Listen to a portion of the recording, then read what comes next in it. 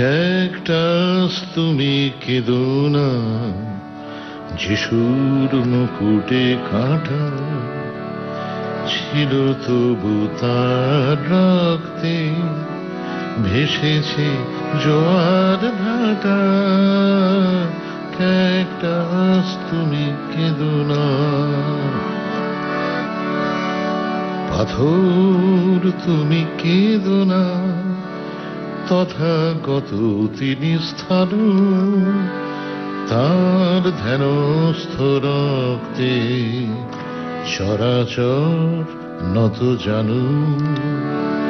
পাথর তুমি কেঁদো না, তথাগত তিনি স্থান তার ধ্যানস্থ রক্তে চরাচর নত জানু।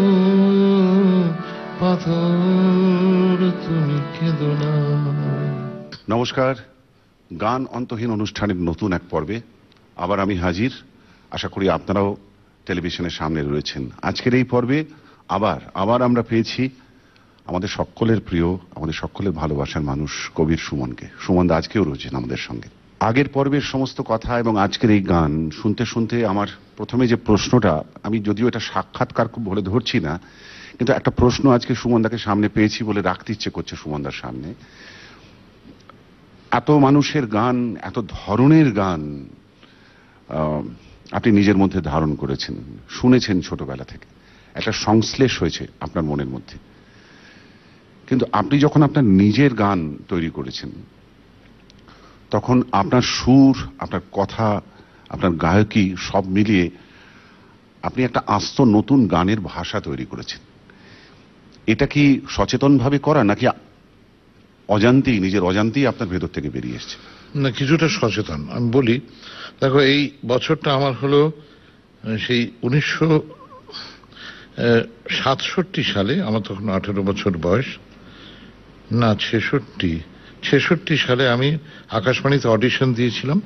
আধুনিক বাংলা গান, রবীন্দ্রনাথের গান আর নজরুলের গান। নজরুলে আমি পেয়েছিলাম বি গ্রেড, অর্থাৎ আগেকার দিনে সি গ্রেড, আর এই দুটোতে বি হাই, মোটামুটি উঁচুর দিকেই।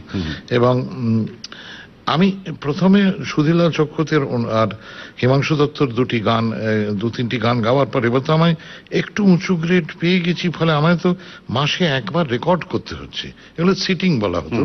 সেই রেকর্ড এবারে কি করব?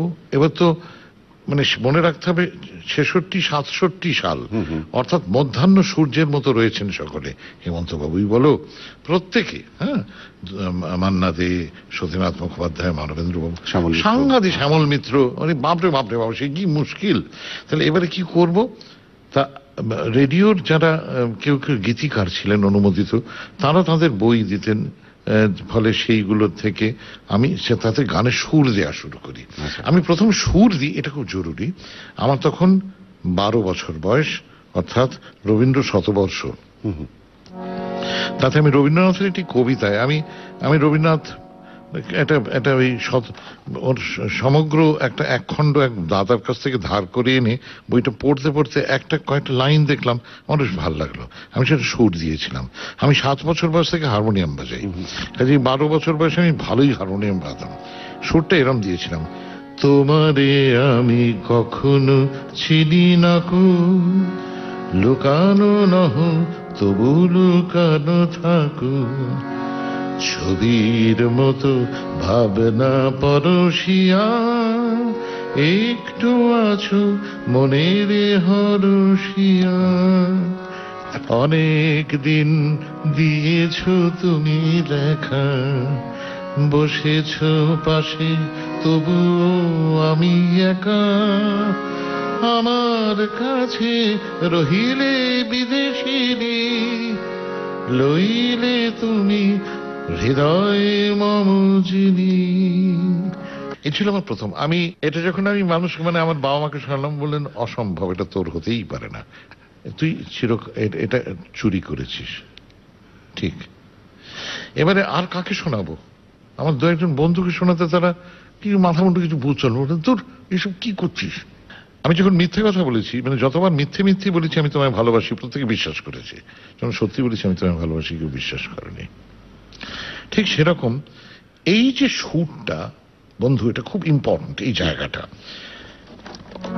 অনেক দিন দিয়েছ তুমি দেখা, বসেছ পাশে তবু আমি একা। জিনিয়াল এটা আমার সুর, কাঁচকলা। আমারে বিভুল প্রাণের সঙ্গপনে, মনের কোন গহনে ঢুকে যাচ্ছে, মধুর কি এক ব্যথা স্মৃতি ঝরনা। দ্য গ্রেট জিনিয়াস অলোকনাথ দে। এরকম একজন মহাপ্রতিভাধর মিউজিশিয়ান পৃথিবীতে আর জন্মাননি। মধুর কি এক ব্যথার স্মৃতি ঝরনা ঝরে ক্ষণে ক্ষণে, তোমারে আমি কখনো চিনি না। আমার সন্ধ্যা মুখোপাধ্যায় যখন, তার জন্য আমি 12টা গান লিখেছি এবং সুর করেছি, তিনি যখন রেকর্ড করেছিলেন গ্রামোফোন কোম্পানি থেকে সারেগামা, উনি তো নানান গল্প করতেন। একটা গল্প বলছেন, জানো তো সুমন, আমি যখন বড়গালম আলী খান সাহেবের কাছে গেলাম, গান্ডা বাঁধা হচ্ছে, পুজো হচ্ছে, উনি শিষ্যা হিসেবে উনি মন্ত্র নিচ্ছেন। তা সেই সময় নাকি বড়গালম আলী খান সাহেব ওকে বলেছেন, বেটা দেখ, সঙ্গীত শিক্ষা যদি 100 ইউনিট হয়, 1 টাকা হয়, তাহলে সোনা হলো 14 আনারও বেশি, বাকি থাকে 2 আনা। এই বড় জোর 2 আনা গুরুর কাছে নেওয়া তালিম, এটা যে কি সত্য, কি সত্য। এবং সঙ্গীতও যা যা হচ্ছে সব কিন্তু সোনা। তেমনি ধরো, অনেক দিন দিয়েছ তুমি দেখা, বসেছ পাশে তবুও আমি একা, আমার কাছে রহিলে বিদেশিনী, আমি সুরে সুরে তোমায় ছুঁয়ে যাই। এই আর একজন, আমি কি বলি বলতো, এদের মা বলা উচিত বোধহয় আমার, না? আচার্য জ্ঞানপ্রকাশ ঘোষ আমার মা বোধ হয়। মানে আমি এদের বাবা বলবো না, আমি এদের স্তন্যপান করেছি। আচার্য জ্ঞানপ্রকাশ ঘোষ যদি না জন্মাতেন আমি কিচ্ছু জানতে পারতাম না। তেমনি অলোকনাথের গান যদি আমি সুর যদি না শুনতাম, এটা বিশ্বাস করো, আমার অপরাধ দিও না তোমরা, সলিলদা যদি আজ এখানে থাকতেন উনি মেনে নিতেন। সলিল চৌধুরী না শুনলে আমার অতটা আসত যেত না, ওটা আমি শুনতামই এক সময়। কিন্তু ওই অল্প বয়সে ওই যে শুনতে পাচ্ছি যে মধুর কি এক ব্যথা স্মৃতির ঝরনা, এই ভেতরে গিজগিজ করছে। কিন্তু বন্ধু, আমি যখন অনুমোদিত গীতিকারদের লেখায় সুর করছি, আসছে না তো কিছু, কিছু কপি হয়ে যাচ্ছে মনে হচ্ছে। এই করতে করতে দিন যায় রাত যায়। পলিটিক্স কোনোদিন করিনি, কিন্তু একটা পলিটিক্যাল যুবক তো ছিলাম, আরো বহু যুবকের মতো। এক সময় দেখলাম আমাদের বাড়ির পাশের খাল দিয়ে যুবকের মৃতদেহ ভেসে যাচ্ছে, ওটাই গাঙুর। এই লক্ষিন্দরের কপালে কোনো বেহুলা জোটেনি, এটা আমার নিজের চোখে দেখা। ছোরা তখনও বিঁধে আছে, একাধিক মৃতদেহ, কাটা মাথা দেখেছি, পুলিশের আগমন দেখেছি। আর সেই সময় আমি বসে বসে রবীন্দ্রনাথ গাইছি, হিমাংশু দত্ত গাইছি, সেখান তো আমি মেনে নিতে পারছিলাম না, আমার গলা দিয়ে বেরোচ্ছে না। সেই সময় বরং আমি জটিলেশ্বর মুখোপাধ্যায়ের 2-1 গান রেডিওতে যা শুনতাম, মনে হতো এই সময়ের কথা, যে যখন একটা গান আসছে যে এ কেমন রাত পোহালো দিন যদি আর এলো না। আমার একাধিক বন্ধু মারা গেছেন, আমি কিন্তু যাইনি, আমি লড়তে যাইনি, আমার ওটা ক্ষেত্র নয়, ভয় ভীতির প্রশ্ন নয়, ওটা আমার ক্ষেত্রই নয়, পলিটিক্স আমার ক্ষেত্র নয়। কিন্তু এর মধ্যে হয়তো কোনো মতবাদও নেই, আমি জাস্ট নিতে পারছি না। খেয়াল শিখছি 11 বছর বয়স থেকে, ভেতরে একটা টার্বুলেন্স চলছে। 11 বছর বয়স থেকে খেয়াল শিখেছি কালীপদ দাস, তার কোনো তুলনা নেই। তিনি আমার কাছে দেবী সরস্বতীর মতো, তিনি আমায় যা শিখিয়েছেন এই কিছুই হতো না তিনি যদি না থাকতেন। দস্তুর মতো আমি কিন্তু খেয়াল শিল্পী হওয়ার জন্য তালিম পেয়েছিলাম, কিন্তু গেয়েছি আধুনিক বাংলা গান। কিন্তু এই এত কিছু আমি তো রিলেট করতে পারছি না। এক্স্যাক্টলি। এই যে যন্ত্রণা, আমি পারছি না। তখন আমি বাবাকে বললাম, বাবা আমি আর গান গাইবো না। বলে সে তুই মরে যাবি, কেন উপায় নেই, আমি পারছি না। আমি বসে বসে সোনার হাতে সোনার কাঁকন বা এই যে সব গানে আমি সুর দিচ্ছি, এ মাথা মুন্ডা আমি কিচ্ছু পাচ্ছি না। এই প্রেমের গান তো আমার প্রেমের গান না, আমি তো এইভাবে প্রেম নিবেদন করি না, আমি কি করব? বাবা বললেন, তুই পাগল হয়ে যাবি, তোর তো কিছু নেই আর, তুই বেহালা শেখ। তা তখন আমার 24 বছর বয়স, 23 বছর, 22-23 থেকে আমার রিজেকশনটা শুরু হলো। আমি কি বলবো, তখন একমাত্র ওস্তাদ আমির খানের গান শুনে, তার মতো, এবং নিখিল বন্দ্যোপাধ্যায়ের গান শুনে, আমার বাজনা শুনে আমার মনে হচ্ছিল এর মধ্যে যেন সময়ের কথা আসছে। কথা দিয়ে হিসেবে না, সুর তাল ছন্দ, সময়। রবীন্দ্রনাথের একটা উক্তি আমি ওর ওই প্রসঙ্গ সঙ্গীত, ওই সঙ্গীত ভাবনা একটা জায়গায় পেয়েছিলাম। উনি বলছেন, সঙ্গীতে এতটা ক্ষমতা থাকা চাই যাতে তাহার উপর সমাজের এবং সমাজের উপর তাহার প্রভাব পড়ে, যাতে সমাজের বয়সের সহিত তাহার বয়স বাড়ে। আমি প্রায় ভার্বাটিম উদ্ধৃতি দিলাম। কি বলবো, না, আমার মনে হয়নি আধুনিক বাংলা গানের বরাতে এটা জুটেছে। প্রায় জুটতে গিয়েও জোটেনি। মোহিনী চৌধুরী যখন লিখছেন, পরাধীন দেশে প্রেম চির অভিশপ্ত, জেগে আছি কারাগারে। আমি শুধু এই পরাধীন দেশে প্রেম চির অভিশপ্তর রাজনৈতিকতার জায়গা থেকে কিন্তু বলছি না, আমি বলছি স্ট্রাকচার, একটা গোটাগুটি স্ট্রাকচার। আধুনিক বাংলা গানে কি শুনছি ক্রমাগত? গুরুচণ্ডালী। আমি খোলাখুলি বলতে বাধ্য হচ্ছি, কেনই বা বলবো না। সেটা হচ্ছে যে ওই যদি কিছু আমারে সুধাও, কি যে তোমারে কব নীরবে চাহি। আমি সলিল চৌধুরীকেও বলেছি যে এটা কেন করলেন, এটা আপনি এইরকম আধুনিক সুরের সঙ্গে এটা যে বেমানান। আমার সলিল চৌধুরী বলেছেন, সমান আমায় কেউ বলেনি একবার। আমেরিকা উনি আমার সঙ্গে গিয়ে থাকতেন আমার বাড়িতে। আমি বললাম, কেউ বলেনি, কাউকে বলতে হবে কেন? আপনি সলিল চৌধুরী, বলতে আপনি যুগপুরুষ। বলতে যাই না, তুই ঠিক বলছিস, কিন্তু আমার মাথায় এটা আসেনি। অথচ সলিল চৌধুরী রাস্তা দেখাচ্ছেন। এই যে জায়গাটা, দত্তারিকা, আমি শেষকালে একদিন আকাশবাণী ভবনে গিয়ে, আমার তখন 24 বছর বয়স, আমি চিঠি দিলাম স্টেশন ডাইরেক্টর সাহেবকে যে আমাকে আর অনুষ্ঠান দেবেন না। তিনি এককালে আমার বাবার সহকর্মী, আমার ভীষণ স্নেহ করতেন। বললেন, এ আবার কি কথা সুমন, লোকে তো চিঠি দেয় আরো বেশি অনুষ্ঠান পাওয়ার জন্য, তুমি এরকম করলে তো চলবে না, তুমি আমাদের সকলের কত আদরের, তুমি বছরে 2টো রবীন্দ্রনাথের গান গাও, আধুনিক গাইতে হবে না। কিন্তু আধুনিক না গিয়ে আমি যাই কোথায়? এইরকম সময় আমি ফ্রান্সে গিয়েছিলাম। তা গিয়ে সেখানে আমি প্রথম বব ডিলানের একটা গান শুনি। তার আগে আমি কোনদিন ডিলানের গান শুনিনি। তাতে দেখছি একটা লোক খোনা খোনা গলায় গাইছে। এটা কিন্তু বাংলাদেশ মুক্তিযুদ্ধ ঠিক পর। Where have you been, my blue-eyed son? Where have you been, my darling young one?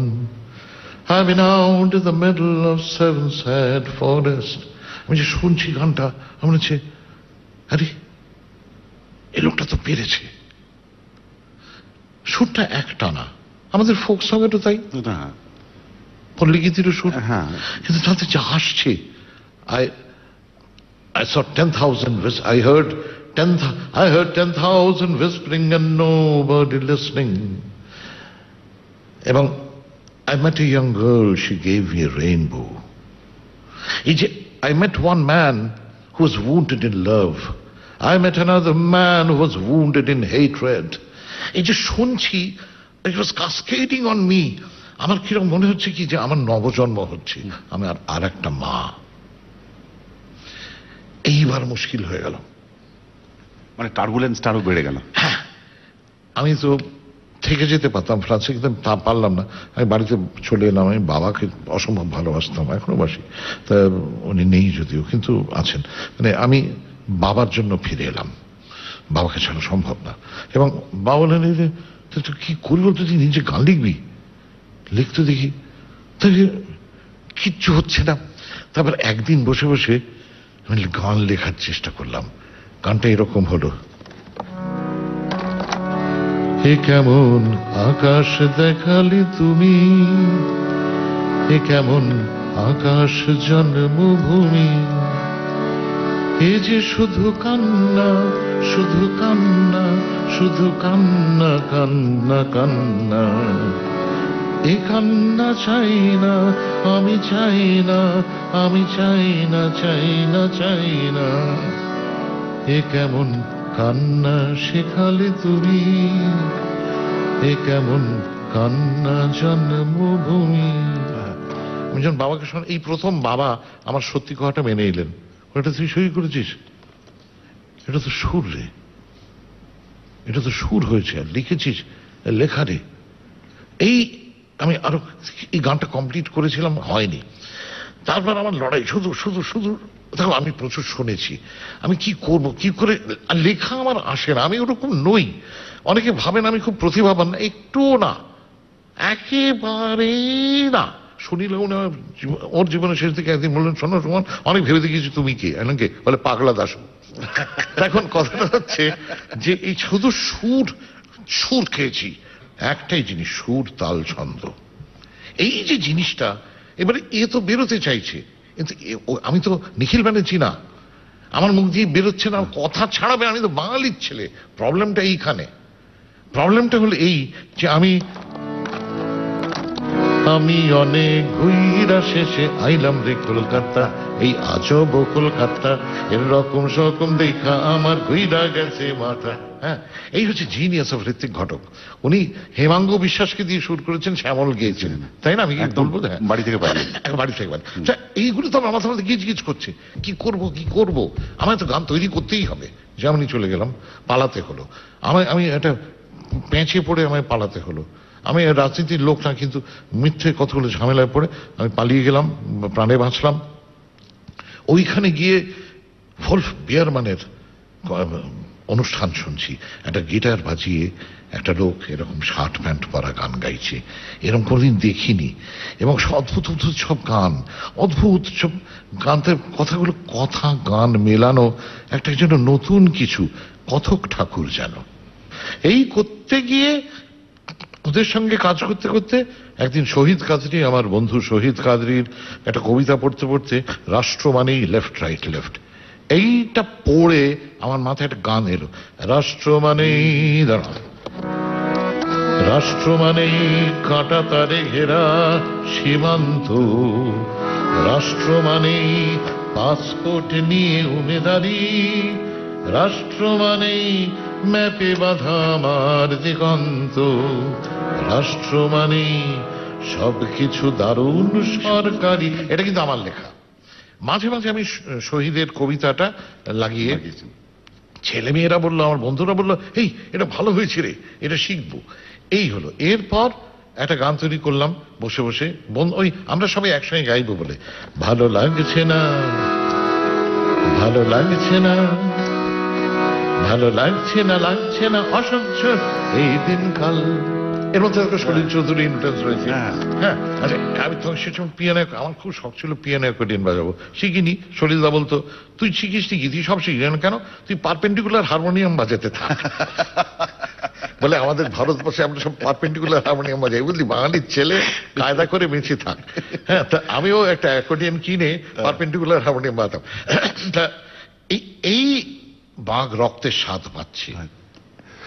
তারপরে কি হলো, মানে এই স্বাদ পাওয়ার পর স্ফুরণটা কোত্থেকে হলো, বা আমি বলবো যে বিস্ফোরণটা কোত্থেকে হলো, সেটা আমরা শুনবো বিরতির ওপারে। কোথাও যাবেন না, টেলিভিশনের সেটের সামনে থেকে আমরা এক্ষুনি ফিরে আসছি। সত্তাহীন মানব শক্তি কখনো সমর্থ হয়ে ওঠে না। যথাযথ সংহতি ও ঐক্য স্থাপিত হলে তা আত্মিক শক্তিতে রূপান্তরিত হয়।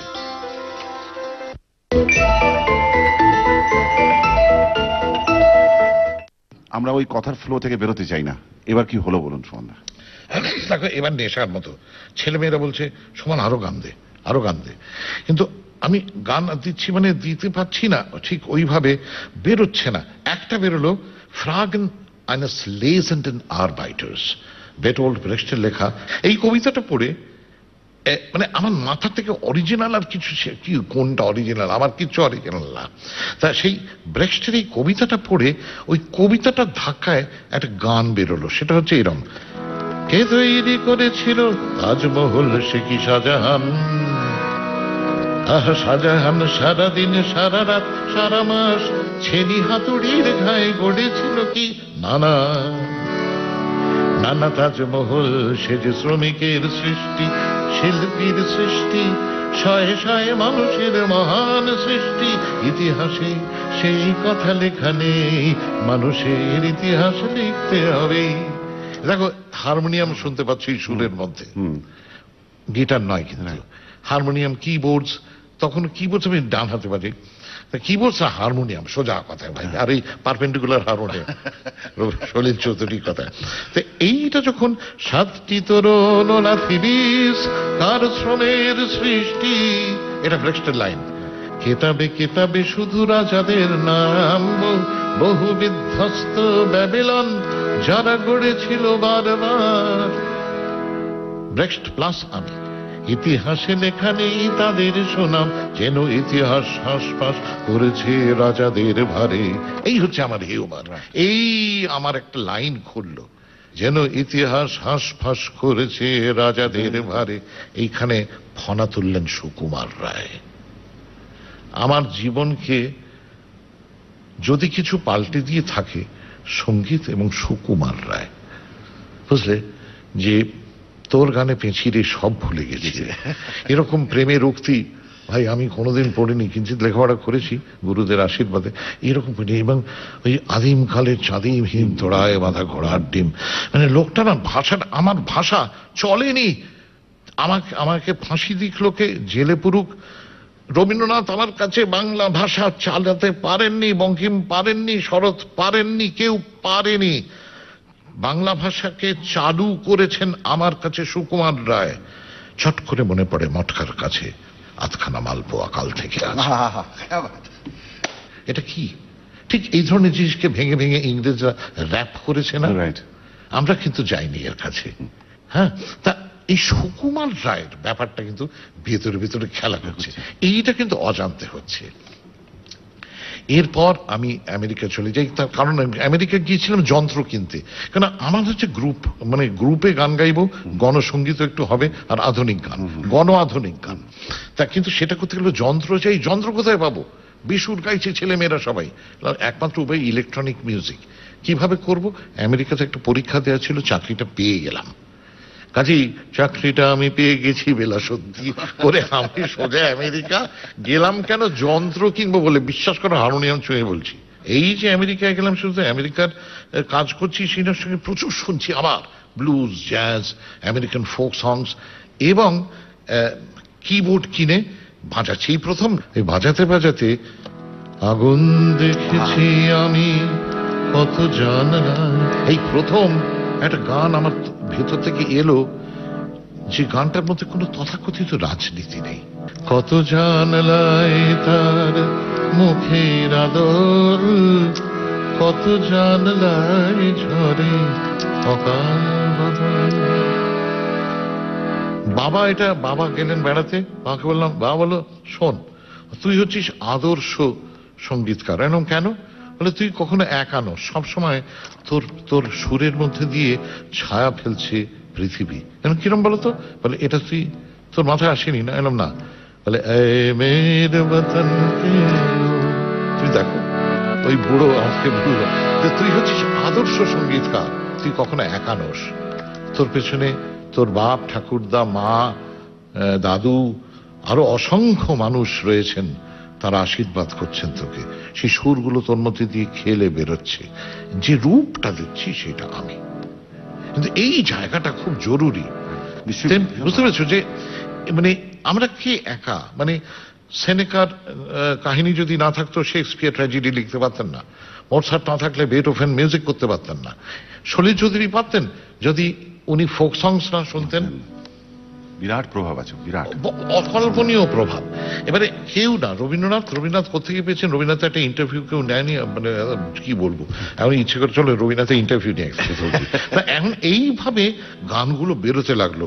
এবং একটা কথা শ্রীকান্ত, এই যে প্রচুর শুনেছি, এবং মানে আমি মানে কিন্তু খেয়ালও, আমি মানে কিন্তু ওস্তাদ আমির খান পেছনে মেয়েকে ফলো করেছি, হিজ মাস্টার। আমি দু হাত ভরে আজলা নিয়েছি, আমি হিমাংশু দত্তকে চেটে খেয়েছি, আমি ফোক সংস চেটে খেয়েছি। এই করতে করতে এইবারে যেটা বেরোলো সেটা অদ্ভুত। রবীন্দ্রনাথ যেটা বলেছিলেন যে আমার মধ্যে যখন গান এলো কথার সুর গলাগলি করে বেরোলো। একটা ব্যাপারে শ্রীকান্ত আমি খুব সতর্ক ছিলাম, সেটা হচ্ছে ছোট্টবেলা থেকে না আমায় শিক্ষিত বাঙালি মধ্যবিত্ত খুব কষ্ট দিয়েছে আধুনিক বাংলা গানের জন্য। আমি একটু গান গাইতে পারি, তো কলেজের ছাত্রছাত্রীদের বাড়িতে হতে গেলে সমান এসছে, সমান গান গায়, রেডিওতে আবার গান গাই, বেতার শিল্পী।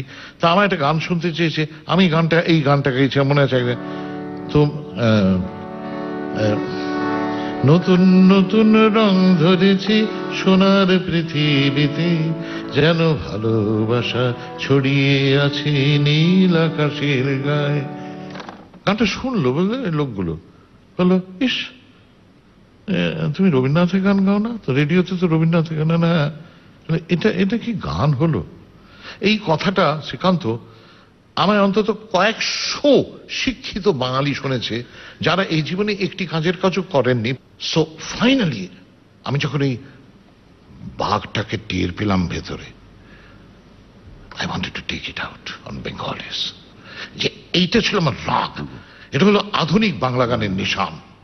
আমাকে সলিল চৌধুরী যে কথাটা বারে বারে বলতেন, আজ এই আমারই বুড়ো বয়সে, উনি কবে চলে গেছেন, উনি আর বলতেন Rabindranath is not the father of Bengali music. সমান এই ভুলটা করিস না, ইট ওয়াজ হিমাংশু দত্ত। কিন্তু আমি কি করবো, আমি তো রবীন্দ্রনাথের ওই স্ট্রাকচারটাকে আমি আমি আমি গুরু মানি। কিন্তু সলিল চৌধুরীর কথাটা ঠিক, আধুনিক বাংলা গান, এই আধুনিকতার পাঠ দিয়েছেন হিমাংশু দত্ত।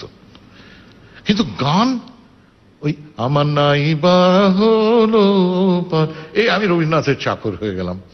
কিন্তু অন্যদিকে সলিল যা বলছেন সেটাও বুঝতে পারছি যে এই যে জায়গাটা, এইখান থেকে আমার আধুনিক বাংলা গানের জেহাদ, যে এমন গান আমি তৈরি করব যে গান লোকে শুনে বলবে হ্যাঁ এটা না, এটা আর আগে এইভাবে হয়নি।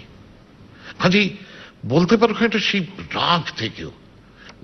যে গানটা দিয়ে আপনি একটু অনুষ্ঠানটা শুরু করেছিলেন আজকের এই পর্বটা, ক্যাকটাস তুমি কেন না, একটু ওই গানটা শুনতে শুনতে আমরা একটু যদি বিরতিতে যাই, ওই গানটা বাকি অংশটা যদি আপনি। নিশ্চয়ই।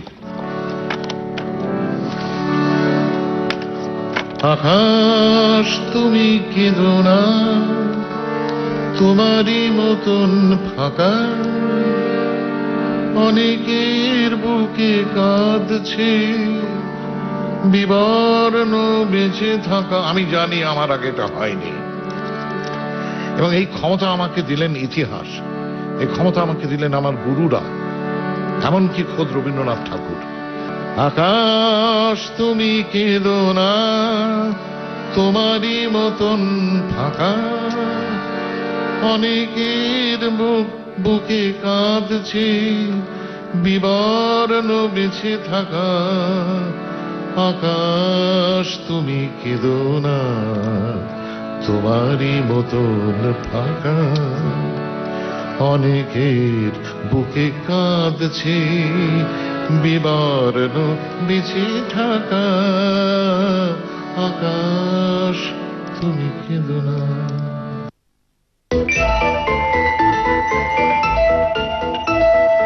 শক্তি না থাকলে আস্থা মূল্যহীন। যে কোনো মহান কাজের জন্য আস্থা ও শক্তি দুটোই জরুরি।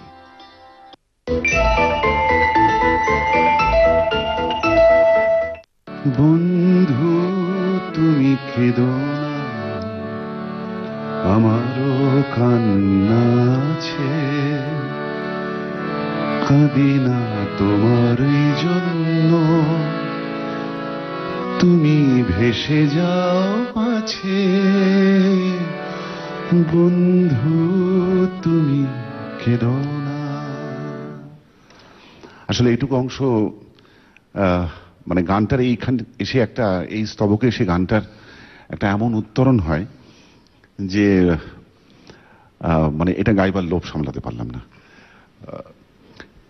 সুমনদার সঙ্গে রয়েছি, আরো অনেক গানের প্রসঙ্গ মনে আসছে, কিন্তু এই মুহূর্তে সুমনদা একটা গানের কথা একটুখানি উস্কে দিয়েছেন, একদম অন্য মেজাজের একটা গান। আমরা এক্ষুনি যে গানে ছিলাম তার থেকে একেবারে অন্য ধরনের মেজাজ মুডের একটা গান, সেটা সুমনদা একটু গাইবেন এবং আমরা একটা আসপেক্ট ছুঁয়ে যাওয়ার চেষ্টা করব, সেটা হচ্ছে গানের মধ্যে হিউমার। কিভাবে গানের ভেতরে হিউমার এলে গানের বর্ণ, গানের ব্যঞ্জনা কিরকম ভাবে পাল্টে যেতে পারে, সেটা তার একটা ছোট্ট উদাহরণ এই গানটা হয়তো হতে পারে। এইটাই আমাদের বাংলা গানে অনেক দিন কোনো হিউমার ছিল না, রঙ্গরসিকতা একেবারেই ছিল না। খুব প্রেমের গান অথবা দেশপ্রেম ইত্যাদি ইত্যাদি, প্রকৃতি, সেটাও রবীন্দ্রনাথের মতন বা কাজী নজরুল ইসলামের মতো সত্যি প্রকৃতি নিয়ে গান ওরকম ভাবে হয়নি। কিন্তু মানুষের মনে তো অনেক কিছু থাকে, ছেলে মানুষই থাকে, পেছনে লাগা থাকে। ওই যে রবীন্দ্রনাথ যে কথাটা বলেছেন, যে কথাটা আমাকে জাগিয়ে দিয়েছিল, আজও জাগিয়ে রাখে, সঙ্গীতে এতটা প্রাণ থাকা চাই যাহাতে তাহার উপর সমাজের এবং সমাজের উপর তাহার প্রভাব পড়ে, সমাজের বয়সের সহিত যাতে তার বয়স বাড়ে। এই যে জায়গাটা, এটা আমাকে কিন্তু সমানে খুঁচিয়ে গেছে এবং আমি এর জন্য চেষ্টা করেছি যেভাবে পারি, মানে গানকে ধরতে নানান ভাবে, টিপিক্যাল জায়গা থেকে না।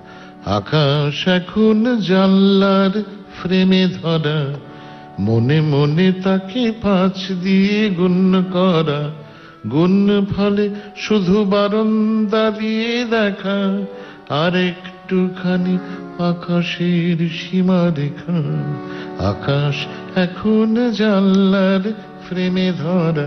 যেটা একটু আমি বলতে চাই এখানে, যে এই যে ইডিয়ামটা আসলে সুরের ইডিয়াম, তো গান মানে তো সুর। এটা কিন্তু দেখো প্রচলিত বাংলা আধুনিক গানের পদ্ধতি সম্পূর্ণ সেই পরিসরে, অর্থাৎ এটা কোনো বব ডিলান বা টপ ডিলান। আচ্ছা, অনেকে ভাবে কি বব ডিলান আমার জীবনে, মোটেও না। শচীন দেববর্মন, হায় কি করি গো বলো মননিয়া, সে যে প্রণয় হুতাশে ওঠে উঠলি, এই যদি না শুনতাম আমার জন্মই হতো না। কাজে এইবারে এই আকাশ এখন জানলার ফ্রেমে ধরা, সরি, বনে বনে তাকে পাঁচ দিয়ে গুণ করা, গুণ ফলে শুধু বারান্দা দিয়ে দেখা, আর একটুখানি আকাশের সীমা রেখা। এরপরে অন্তরা, দূরবীনে দেখা সালিম আলীর পাখি, সালিম আলী এক মস্ত পক্ষী, দূরবীনে দেখা সালিম আলীর পাখি, কার নিশে চলে শালিকের ডাকা ডাকি, ছড়ুই লাফায় গরাদের ফাঁকে ফাঁকে, বাটিক পর্দা আমল দেয় না তাকে, আকাশ কোনোদিন ছিল না। এই বাটিক পর্দার এটা মানে, বা ঘরের জায়গা জিনিসের বেদখলে, বেড়েছে জিনিস পয়সা বেড়েছে বলে, মনে মনে মনে মনে তাকে 10 দিয়ে গুণ করে, জানলার ফ্রেমে আকাশ দেখছি। সেখান তো আমি আরো কিছু ভাষা জানি, কোনো ভাষাতে এরকম গান তৈরি হয়নি।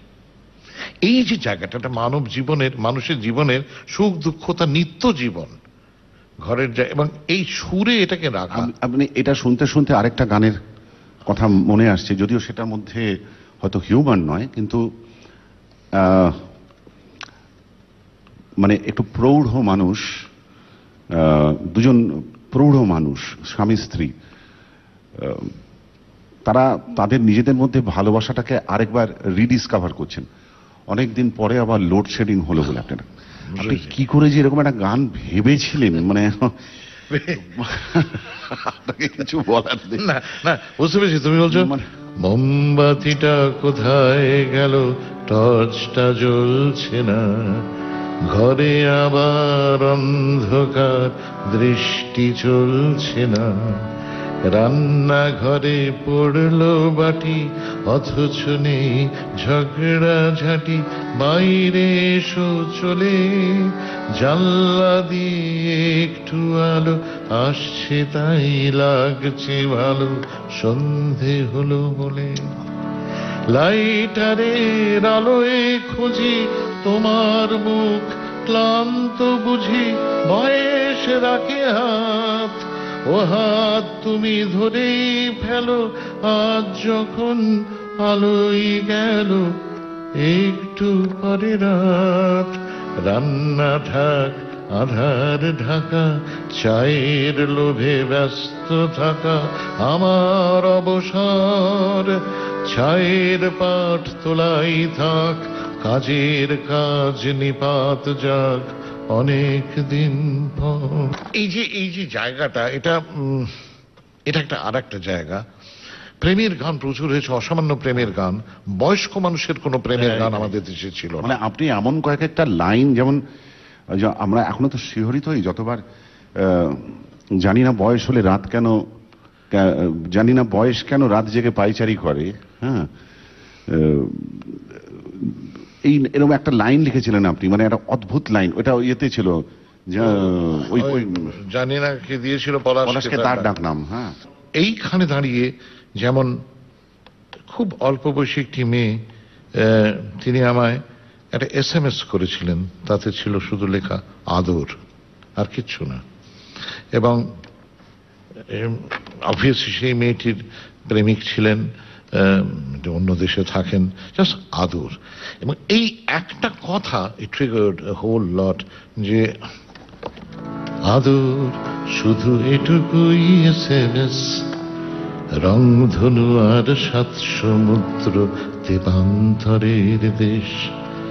আদর শুধু এটুকুই সেলফোনে, বাকি সব রাখা রূপ কথা মাখা রাজকুমারীর মনে।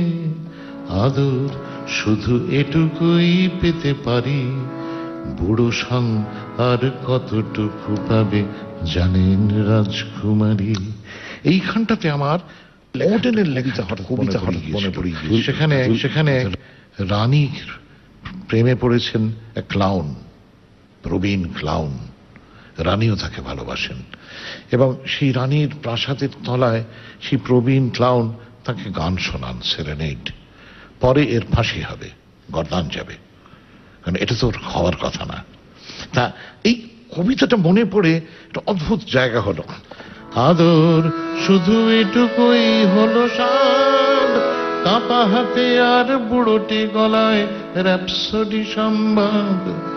আদর শুধু এটুকুই হলো স্বাদ, কাঁপা হাতে আর বুড়োটি গলায় র‍্যাপসোডি সম্ভব। এইবার আদর শুধু এটুকুই হলো গান, রাজকুমারী তো রাজকুমারের সঙ্গেই চলে যান। এই যে গানটা, এই গানটার মধ্যে তুমি কিন্তু খুঁজে পাবে রবীন্দ্রনাথকে।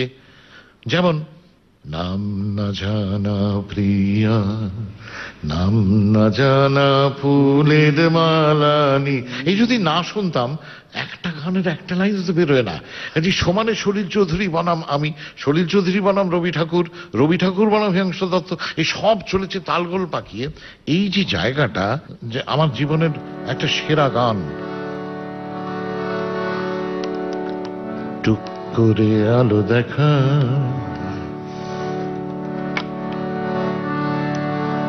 এই যে টুকে দেয়া রোদ্দুরে আমি শৈশবে গিয়ে আজো কাঠজুড়ি নদীতে নামি। বেগতিক বান এলে ঢেউ আসে, ঢেউ চলে যায়, খোদার কসম জান আমি ভালোবেসেছি তোমায়। এটা একটা সিনেমায় ব্যবহার করা হয়েছে সম্পূর্ণ অন্যভাবে, এটা সিনেমার গান না, এটাই আমার অরিজিনাল গানটা। তা এই যে জায়গাটা, এগেন এই সমানে খোদার কসম।